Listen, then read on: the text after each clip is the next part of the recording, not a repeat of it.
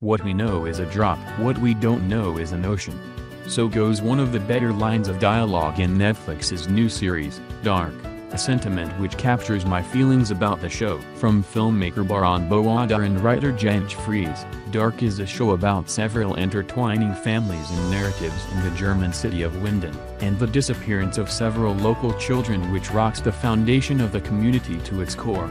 It's half gritty crime drama, half supernatural thriller, all modern prestige television. Don't let the international pedigree fool you, there's a lot here which American audiences will recognize. In the tradition of a depressing amount of stories about small towns with missing children, Dark is a sort of cross between Stranger Things, True Detective, and Twin Peaks. One character practically blurts out it is happening again. It manages to squeeze in everything from 80s nostalgia, to warnings about the dangers of nuclear power, to philosophical riffs on the nature of time and space. Adar's direction, he helmed all 10 episodes, is flawless. The cinematography by Nicolas Summerer is gorgeous, and the dense cast, almost all perfectly chiseled Europeans, does solid work. Yet Dark is mostly a humorless, often convoluted affair. That's not to say that there isn't a lot to enjoy about the show, because there is, but when your Netflix queue is already awash in similarly impressive versions of the same basic story,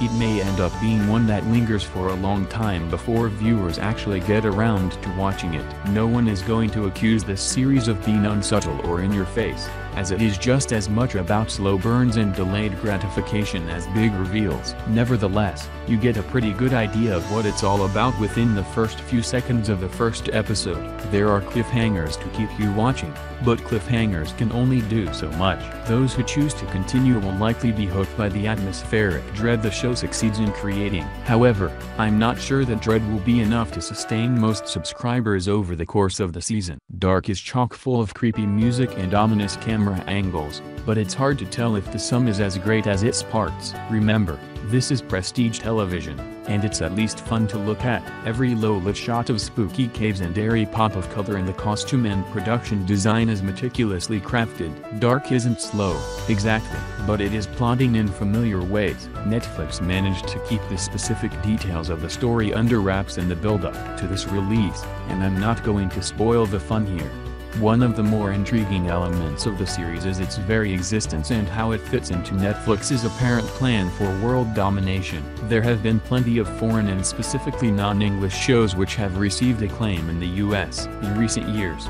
The Danish political drama Borgen, France's existential mystery The Returned, and Netflix's own forays into international programming such as the Korean teen soap, Airs, and the telenovela thriller, Ingobernable. Heck, a show like Narcos probably did more to get American viewers interested in subtitles than any number of foreign films ever could. Despite this long list of acclaimed foreign TV though, TV hasn't become a medium where American viewers fall in love with a few titles each year that require them to read while watching. This disparity isn't without reason. Watching Dark, it occurred to me that subtitled shows are much harder to binge. Perhaps that's why I found the series to be frequently confusing.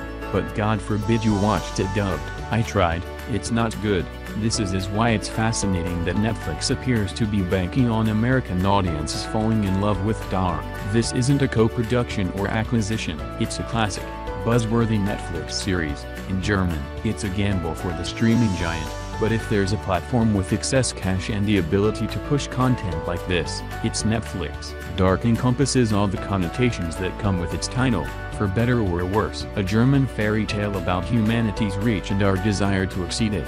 The series can go lots of exciting places if it lands a season 2. I give the execs behind